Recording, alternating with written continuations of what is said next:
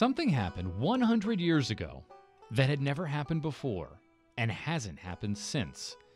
A Cleveland Indians player got hit by a pitch and died from his injuries. Only time in Major League Baseball history, ever. Maybe you've heard his name at least, Ray Chapman. Most baseball fans know that. And a few know the guy who threw that pitch, a Yankees player named Carl Mays. But what almost no one knows is the story behind that pitch. It's a story of good and evil. A story of the perfect growing family torn apart by a single moment.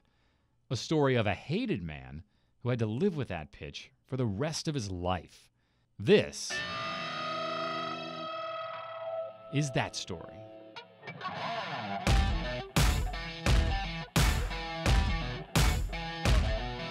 From WZVN Fort Myers, I'm Jeff Butera, and this is Killer Fastball.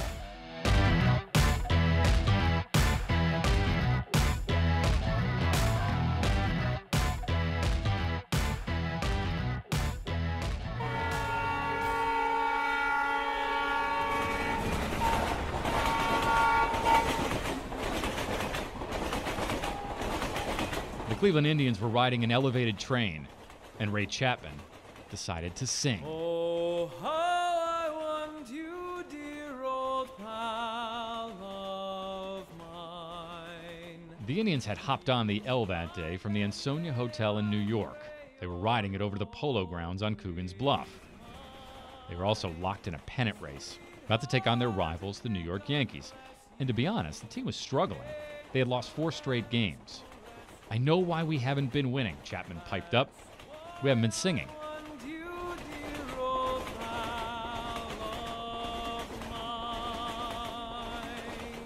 So right there on the train, Chapman belted out Dear Old Pal of Mine by the Irish singer John McCormick. Then the shortstop joked with his teammates, I'll do the fielding today, boys. You do the hitting.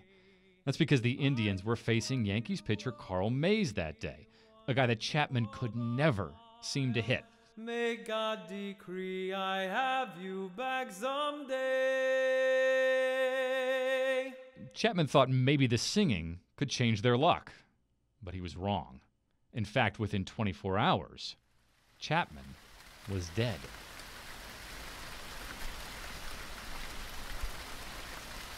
It was drizzling as Carl Mays left his apartment that day, heading over to the ballpark. It was August 16th, 1920, and I bet he felt the humidity the second he walked out the door. It's 94% that day. On an 88-degree day, muggy would have been an understatement. It's the kind of day up north that makes you wonder if you should buy an air conditioner.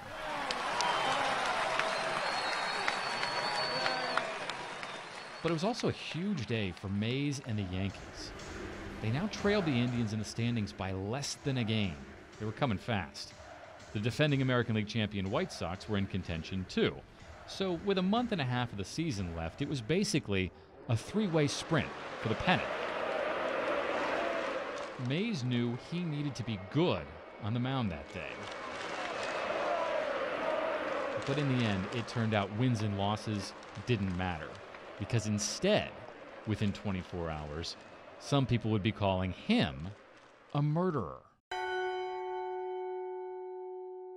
But what happened next with Chapman and Mays, boy, it feels like the kind of drama you normally get just from a film. Which does sort of make sense.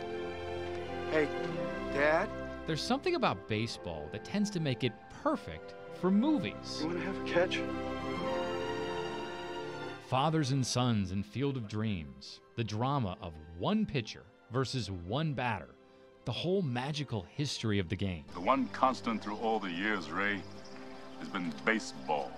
And in every baseball movie, there's almost always some version of good having to conquer evil. She put this team together because she thought we'd be bad enough to finish dead last. You've got the underdog Indians in Major League, a team proving wrong the greedy owner who thinks they'll be so terrible she can move the club to Miami. Then let it ride.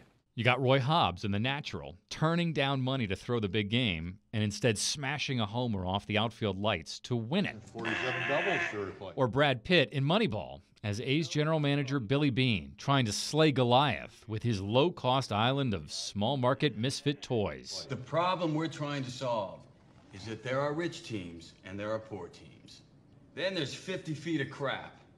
And then there's us. Fair to say Mike Sowell knows baseball movies, and he knows baseball.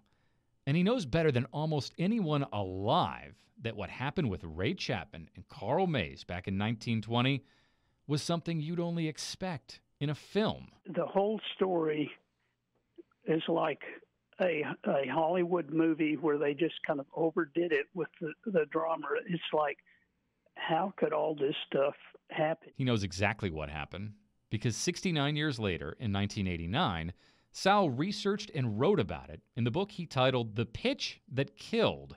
The book earned him a Casey Award for the best baseball book that year and made him my first phone call when I launched this podcast on the same topic. I was in my 30s working as a sports writer, and my goal was to write a book, so I decided to write a biography of Ray Chapman and tell his story. But as I researched it, I realized it was really, the story couldn't be told without it being a dual biography of Ray Chapman and Carl Mays, the pitcher who threw that fatal pitch. Sal spent a week's vacation in the basement of a library.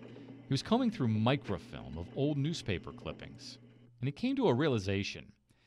I mentioned good and evil in all these baseball movies.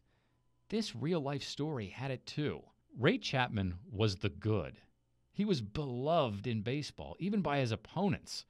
And Carl Mays, he was the evil, disliked by everyone in baseball, even his teammates. His own teammates didn't like him.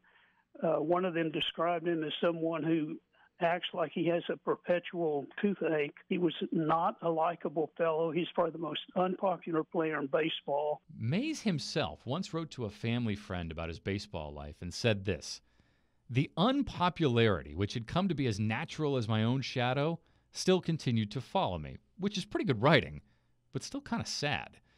Mays later wrote, "I always have wondered why I have encountered this antipathy from so many people wherever I have been, and I have never been able to explain it, even to myself." Okay, well, I never met the man, but from what I've read, I can explain it. For starters, he was not good to his teammates. Sowell can tell you that. He was one of the pitchers, if a teammate would make an error behind him, Mays would stand on the mound and glare at the guy and let him know, and which is really kind of it's a humiliating thing for that guy, calling you out for a misplay. And he wasn't good to the fans either. He once had a warrant out for his arrest in Philadelphia because, when his hairpin temper went off, he had chucked a ball into the stands and hit a guy, who later pressed charges. For a while after that, Mays couldn't even travel with his team whenever they would go to Philly to play the A's because he knew the police would arrest him when he got there. He wasn't good to reporters. They didn't get along. He wasn't good to management. He was always a prickly thorn in their side. Heck, he was only on the Yankees to begin with because he had walked out on the Red Sox and forced them to trade him away. And then there was the issue of his headhunting. And he would routinely lead the league and hit batters. And as one player pointed out, Mays liked to keep the ball low. So how come it was that when he would hit a batter, it was usually up high around the head? Legendary Tigers slugger Ty Cobb famously feuded with Mays, which is not really saying much because Ty Cobb feuded with just about everybody. He would have feuded with his own mother. But Cobb was convinced that Mays purposely fired fastballs up at his noggin, and he didn't like it. Ty Cobb was famous for, he especially had a feud with Mays because Mays always threw at him or threw close to him, and on one occasion, Cobb did a drag bunt down the first base line that forced Mays to come over to field the ball. And when he did, Cobb went at him with his spikes first and cut him up pretty bad. So clearly Mays was not good to his opponents either. But you know what he was good at? He was good at pitching.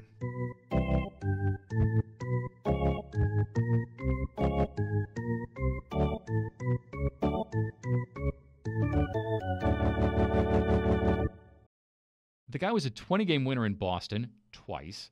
He wound up winning 26 games for New York back in 1920, won 27 the following year, all while posting a career earned run average below 3. If you don't know baseball, those are elite numbers. He won more than 200 games. He was a dominant pitcher during his career, the best of his contemporaries, the other top pitchers in that era. And to find out what made him so effective, I'm going to take you to Mays' home state, where we're going to meet an artist / designer / historian / author / baseball nut. What are you first and foremost in your mind? I guess an artist. When Gary Surodkowski was growing up, he fell in love with two things: Toulouse-Lautrec posters and the New York Mets. Meet the Mets, meet the Mets. Step right up and greet the Mets. Fun theme song. Terrible team back then. Because the Mets were so lousy, there wasn't really anything to talk about on that front. So my dad would start telling me about players that he knew when he was a kid that played in the 1950s and 60s, and my grandfather would tell me about guys that played for the Brooklyn Dodgers back in the 20s and 30s, and that kind of just gave me my love of the history of the game. He expressed that love through his art. In fact, he made it a career. At his art studio in Fort Thomas, Kentucky, Surodkowski designs company branding and logos, eye-catching posters in the style of his hero, Toulouse-Lautrec. He even masterminds the whole look and feel of entire environments. Ever been to Oriole Park at Camden Yards in Baltimore? Gary came up with the graphics for it.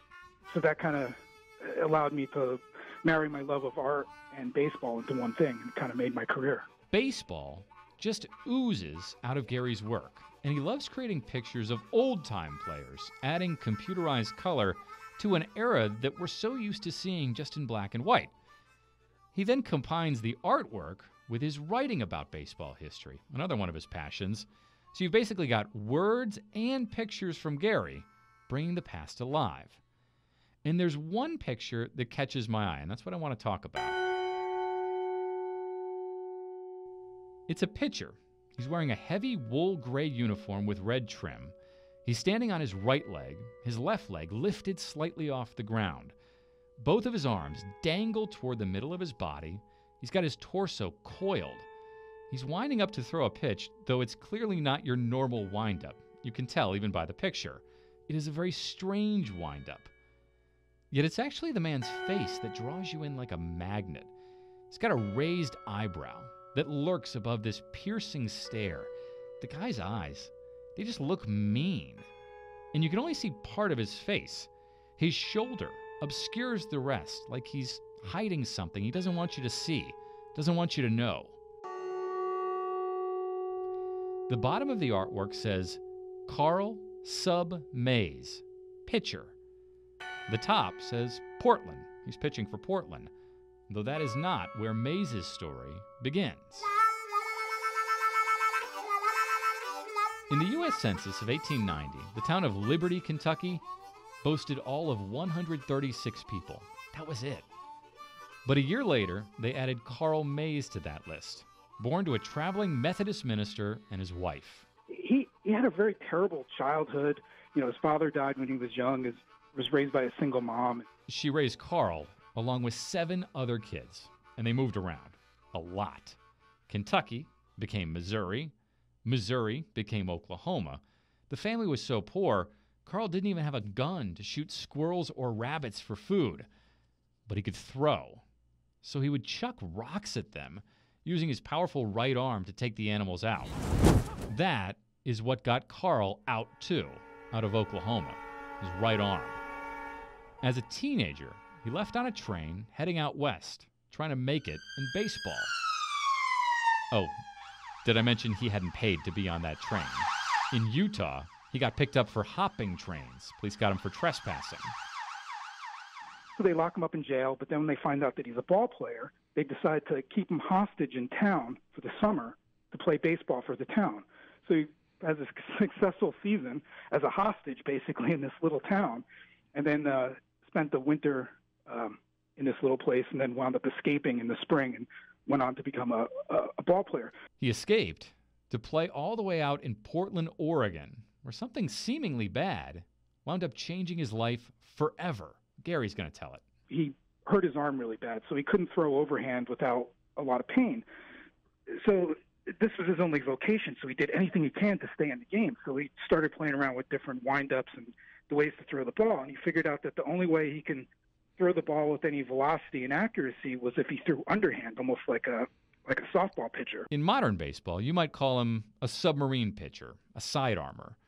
He would drop his right arm so low, he would drag his knuckles across the ground. What he would do is he would kind of rock back on one leg, wind his whole body around, like contort it almost like a pretzel, and then kind of whip around. And as his leg went up in the air, his arm with the ball dropped all the way down to the ground.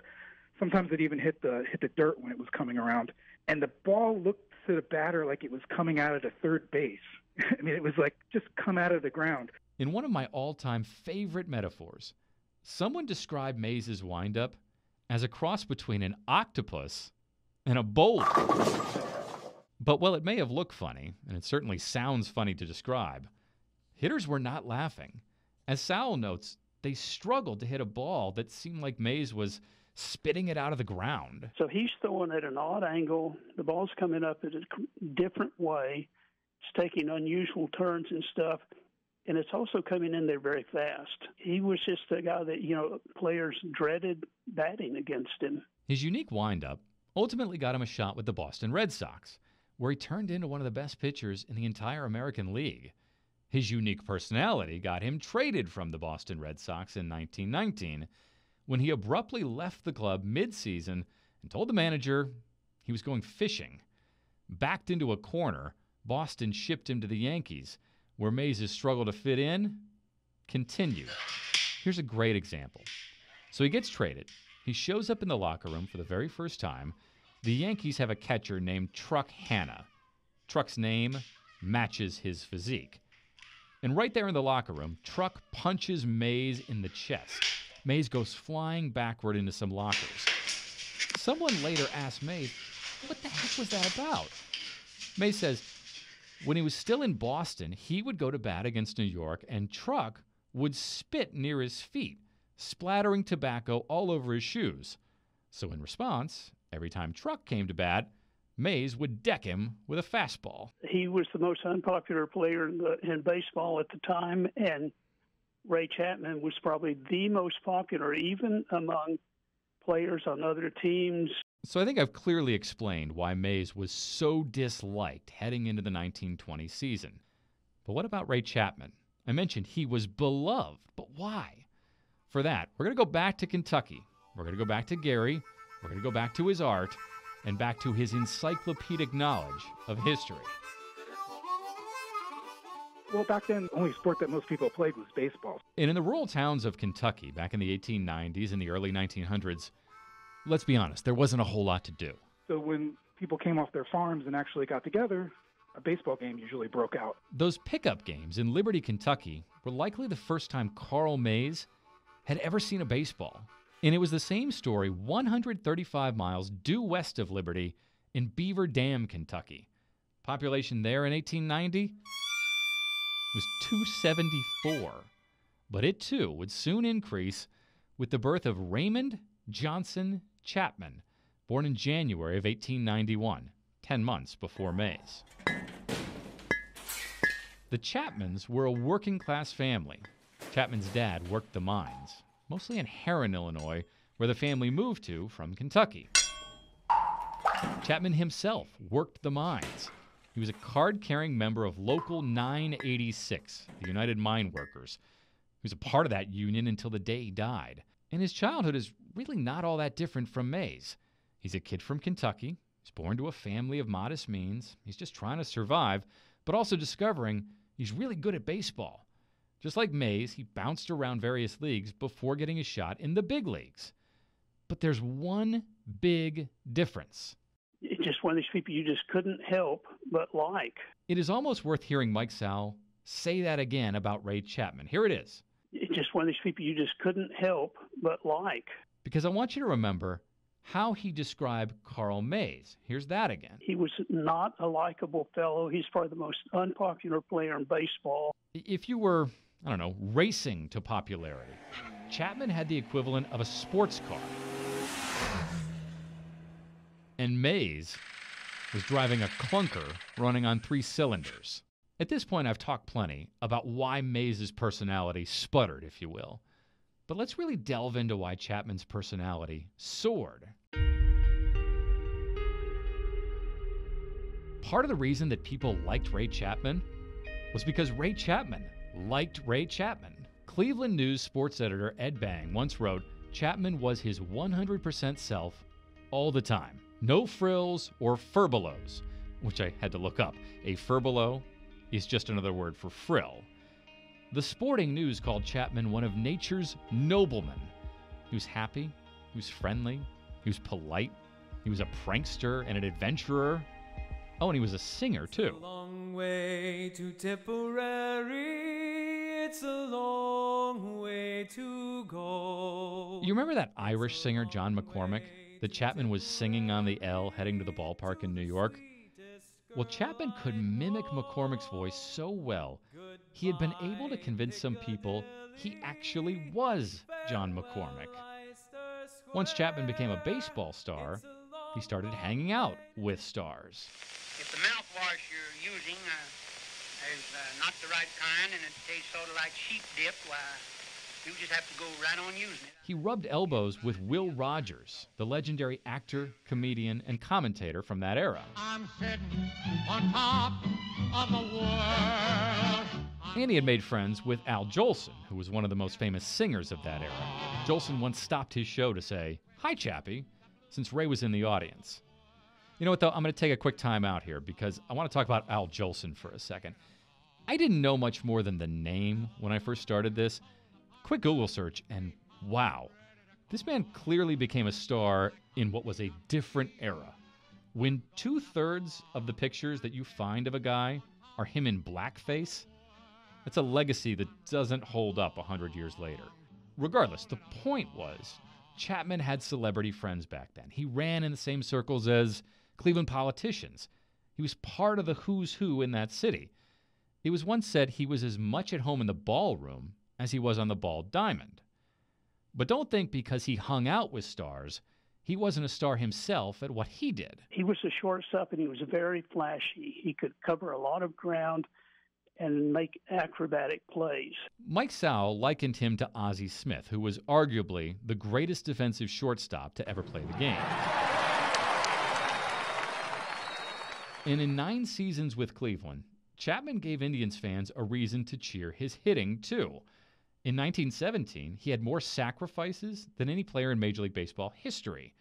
In 1918, he led the American League in walks. In 1919, he hit 300 for the second time.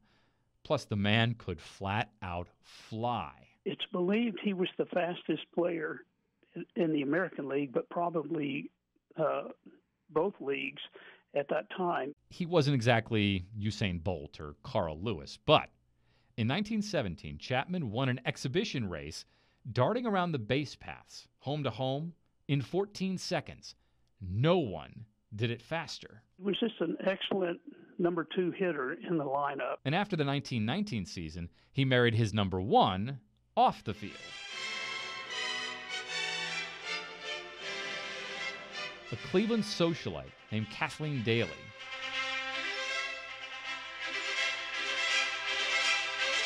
The daughter of Martin Daly, an oil man and a self-made millionaire. The family lived on Cleveland's Euclid Avenue. Nickname? Millionaire's Row. That should tell you something. Kathleen was educated, she was beautiful, she was sophisticated, and she was an Indians season ticket holder. And she had a crush on the shortstop. They would talk along the first base line before the game, and then Ray would eat supper at her house after the game. Believe me if all those endearing young charms which I gave. On October 29th, 1919, they got married at the Daly's house. Newspapers back then dubbed it a romance of the baseball diamond. Guests at the wedding dinner sang, Believe me, if all those endearing young charms, written by the Irish poet Thomas Moore. Like fairy gifts fading away. Kathleen's father gave away the bride that day, but joked that he wasn't just adding a son-in-law, he was adding a business partner too. See, he wanted Chapman to retire from baseball and take over the company one day. And believe it or not, Chapman was receptive to that. He was hinting he was going to do it. But he wanted one last shot at a World Series in 1920. By August of that year, Katie's father was building the couple a house in Cleveland. Katie and Ray were showing it off to her brother and his Indians teammate, Jack Graney. Graney asked Chapman, "What are you going to do with all the rooms?" They had a ton of rooms. Ray responded, "Fill them up." Katie was pregnant. Then they headed to the train station. Ray was bound for New York in a series with the Yankees. He was off to pursue that one last shot at a World Series, believing that in just months, champion or not, he'd come home to his beautiful wife, soon a baby, a new house, and the promise of a new career in the business world. Unaware that none of it would ever happen, he kissed Katie goodbye at the train station, and she never saw her husband alive again.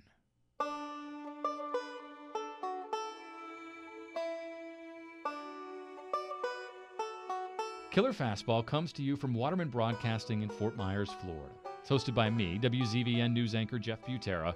It's produced by Abigail Meyer and edited by Scott Riley, with additional voice work by Greg Parker.